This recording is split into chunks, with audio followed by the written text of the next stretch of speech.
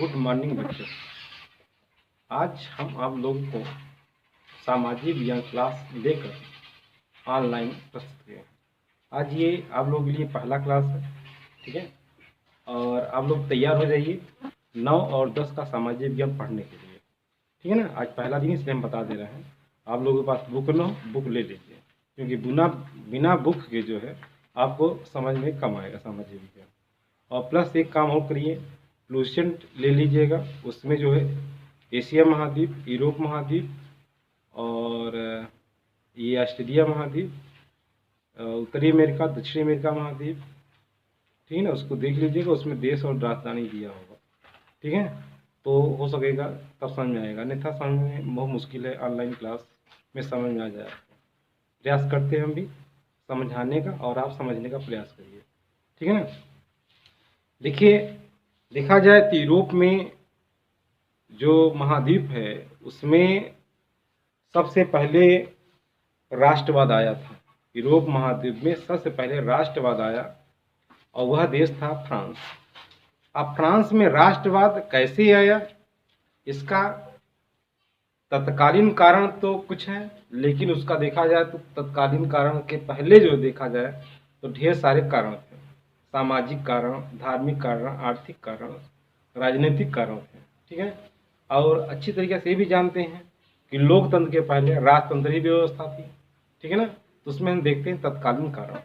देखिए, फ्रांस में होता क्या है कि एक हुई क्रांति, उसका नाम था फ्रांस की क्रांति, ठीक है। फ्रांस की क्रांति, और फ्रांस की जो क्रांति हुई थी वह हुई थी 1789 ईस्वी में। कब हुई थी?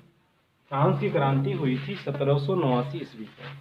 यह ऐसी घटना थी कि कहा जाता है फ्रांस का राजा जो था, फ्रांस का राजा था, और वह करता क्या है कि फ्रांस की राजधानी है पेरिस। फ्रांस की राजधानी है पेरिस, और पेरिस में एक अफवाह फैलकर आई कि फ्रांस का जो राजा है सैनिकों को भेज रहा है पेरिस में, पेरिस की जनता को मारने के लिए, ठीक है ना।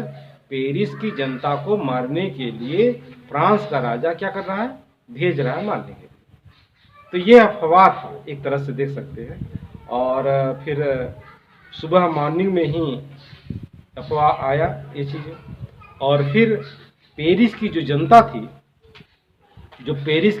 थी, यह फ्रांस के राजा के सैनिकों से लड़ने के लिए जो है पेरिस की जनता जो है के बीच में तमाम उपद्रव मच गया, जिसके कारण कहा जाता है कि कुछ लोगों ने कहा यदि हम सब एक होकर यदि फ्रांस के राजा के सैनिकों का मुकाबला करें तो हो सकता है हम लोग विजय हासिल करें।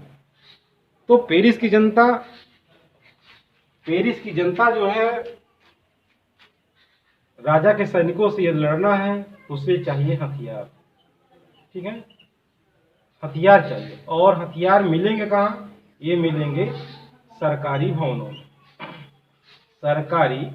भवनों में मिलेंगे, ठीक है।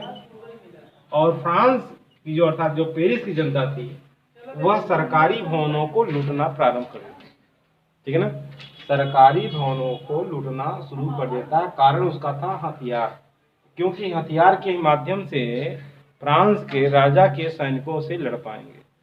तो पेरिस की जनता सरकारी भवनों को तोड़फोड़ करते हुए वह पहुंच जाती है। जैसे मान लीजिए ये एक सड़क है, मान लीजिए, ठीक है ना। और यहाँ पे पेरिस है, इसका क्या है, यह पेरिस शहर है, और पेरिस शहर से जनता चलती, यहाँ सरकारी भवन, मान लीजिए यहाँ सरकारी भवन और यहाँ सरकारी भवन, ठीक है ना। और इन सरकारी भवनों को लूटते ये पहुंच जाते हैं फ्रांस के सैनिक बास्तील की जेल तक पहुंच जाते हैं। बास्तील की जेल तक पहुंच जाते हैं कौन लोग? पेरिस की जनता। किसकी खोज में? हथियारों की खोज में। ये सब क्या है? ये सरकारी भवन है, ठीक है ना। और सरकारी भवनों को लूटते पहुंच जाते हैं बास्तील की जेल के पास। और बास्तिल की जेल को कहा जाता है, ये लोग जो है उखाड़ कर फेंक दिए, एक तरह से कह सकते हैं, अर्थात इसका बहुत तोड़ फोड़ किए। इसकी जो है, इसमें जो कैदी बंद थे, लगभग जेल में 7 कैदी थे। और बास्तिल की जेल कहिए चाहे बास्तिल का किला कहिए, और यह जो बास्तिल की जो जेल थी, बास्तिल की जो जेल थी, यह राजा की शक्ति का प्रतीक समझा जाता था। किसका प्रतीक समझा जाता था? राजा की शक्ति का प्रतीक समझा जाता था।